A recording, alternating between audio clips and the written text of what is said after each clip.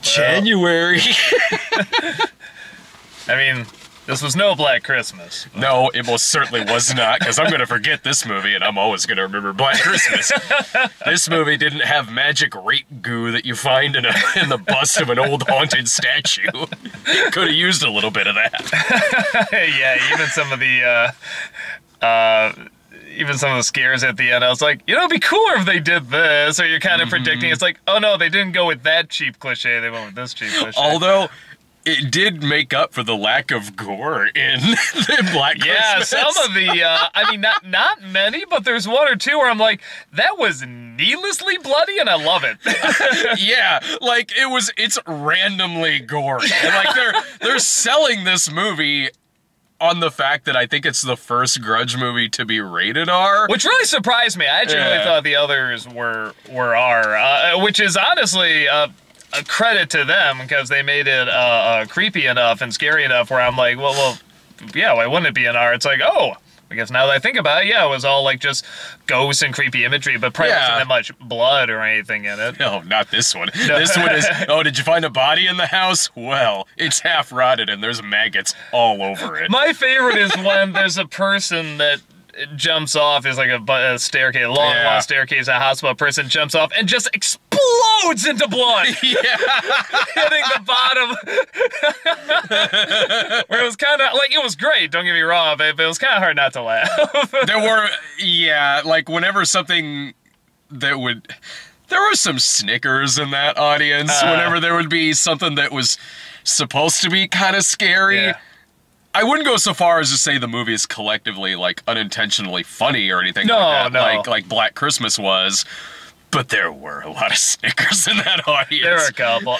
Honestly, I feel kind of bad, because there's an old Pinky and the Brain cartoon where Brain's this country singer, and the audience, one guy in the audience goes, "He ain't half bad," and the woman goes, "He ain't half good either."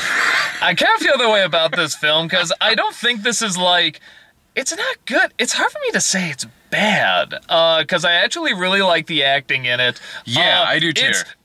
It's a legit good drama. Like, I honestly, I didn't want to see any of these people die to where they did. I'm like, oh no. But when they did, it wasn't scary or interesting. And none of the ghosts or scares or anything are that fascinating. It's very slow pace and everything, but all the acting's good. The problems they're going through, I'm just like, oh, I hope they figure that out. They were somewhat relatable, too. Yeah. Like, you're right, because this movie, especially for a January horror movie, has quite a cast. I would love to see this. I don't know what this director's done, but I'd love just... Screw the horror, go direct Marriage Story or something. Yeah, I'm saying, like, did they get a lot of the cast members of this by, like, mainly emphasizing the melodrama? Because this has John Cho, Betty Gilpin, Jackie Weaver, Bill Sadler, Lynn Shay. There's quite a few people in this. And they're good. And they're all really good. Frankie Faison is in this movie. Like...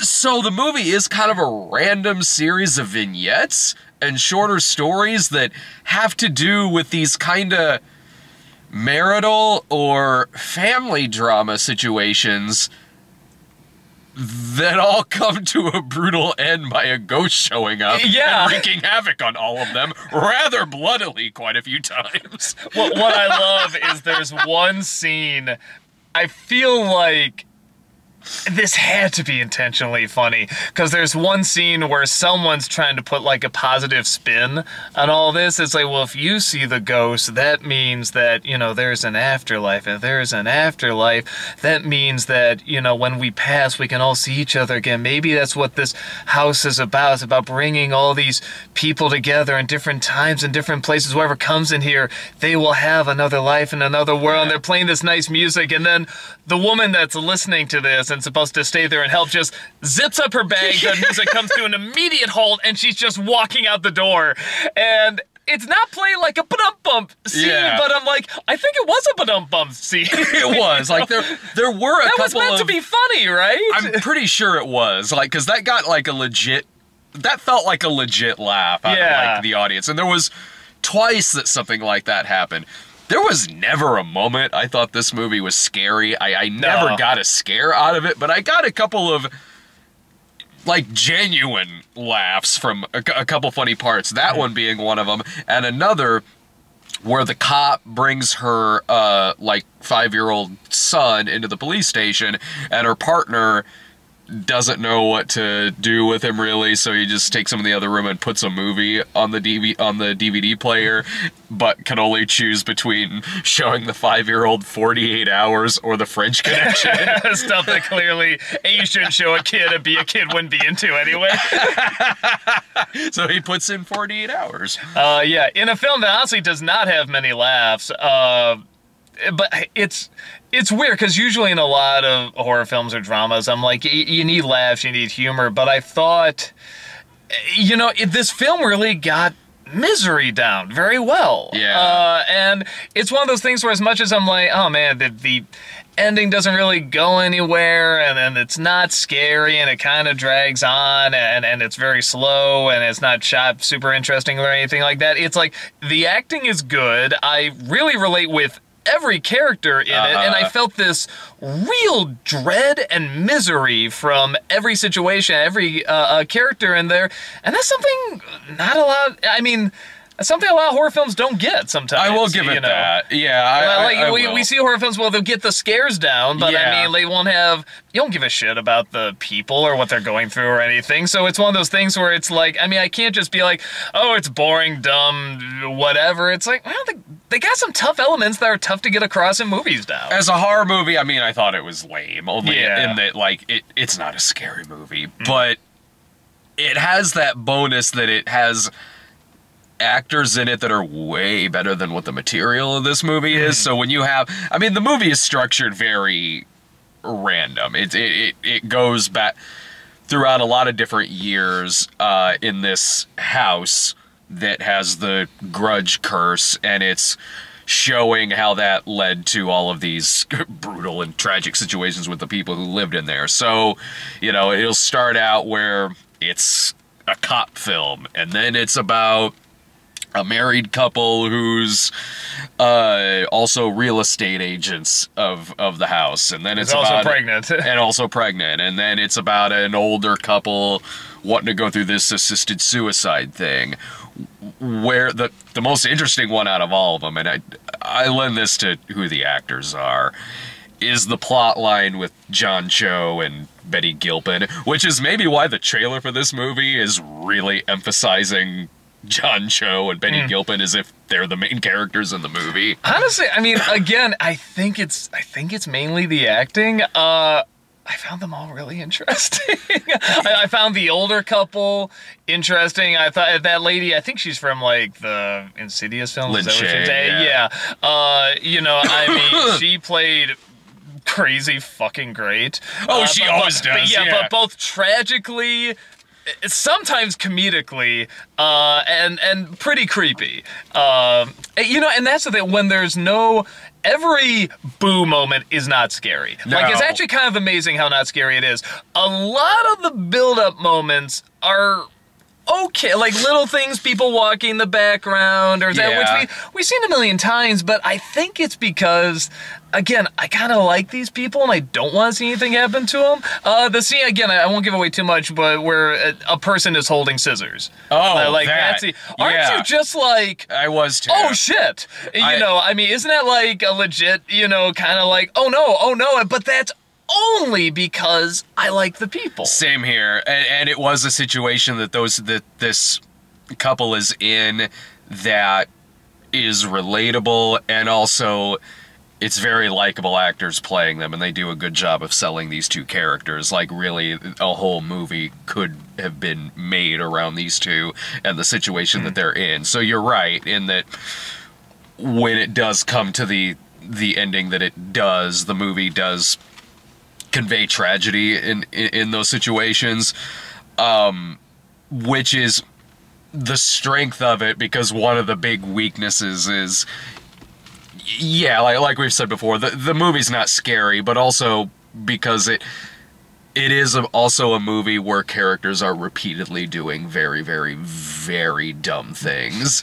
It's my favorite is at the end. This movie is anticlimactic as fuck.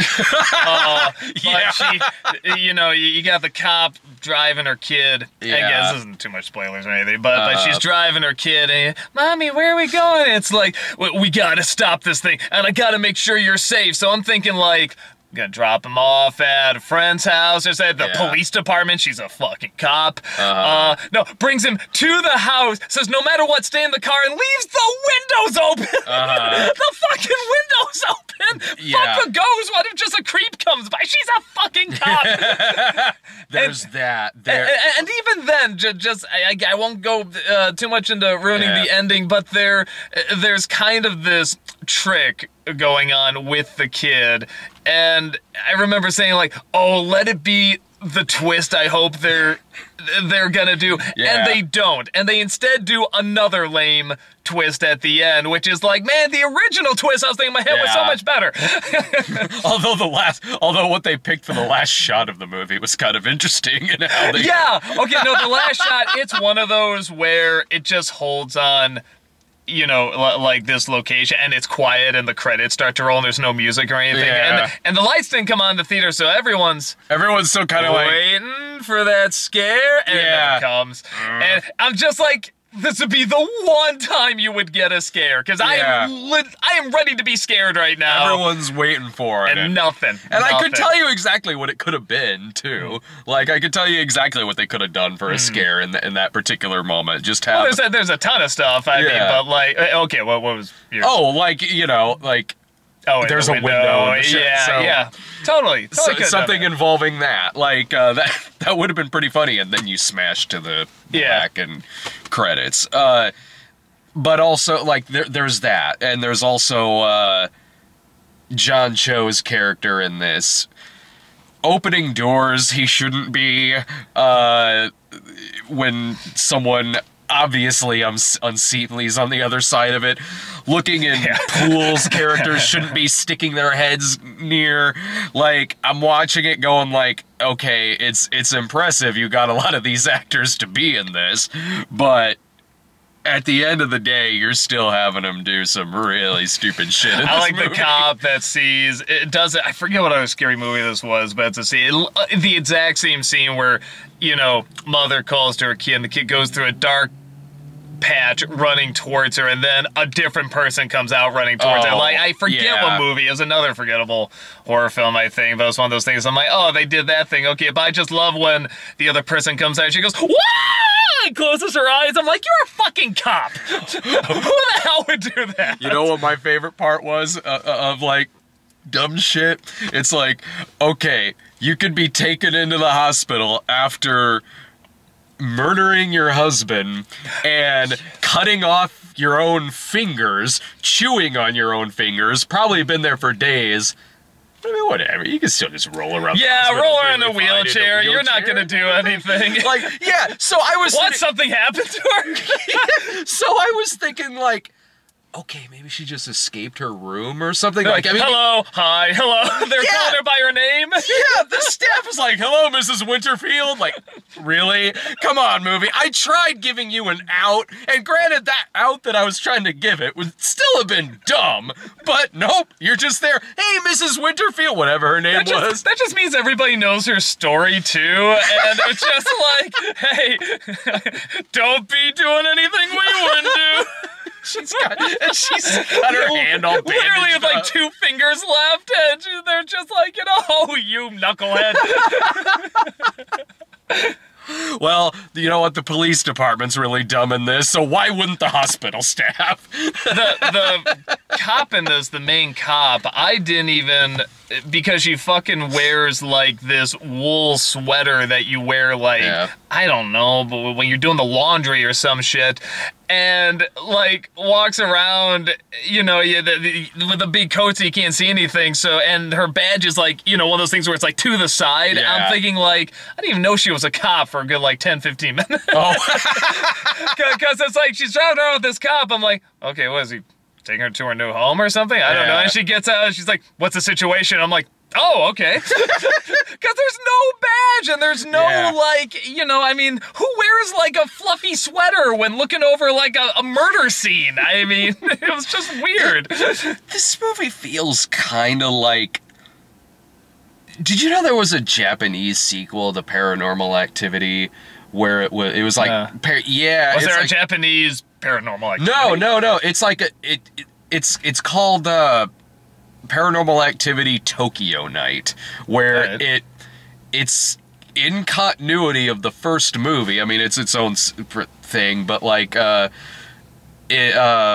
it? Katie, I think was her name from the first movie. When the girl from the first movie, it's like she goes outside, is hit by a car, and then whatever was haunting her is now haunting this person who saw this, who goes back to Japan, and the ghost follows them there. Oh, it's like this kind of in reverse. Yeah, when I was watching this, I'm like, this is kind of the reverse of that, because it starts out in Japan in this opening scene, and this woman is in a house in Japan that's haunted by this, and then the ghost follows it back, and then we see all the all the carnage that follows after that. So it's bizarre because did you watch either of the Grudge movies? So you didn't watch it before watching this. Oh, right? No, I saw. So when the Sarah Michelle Gellar one came out, I saw that.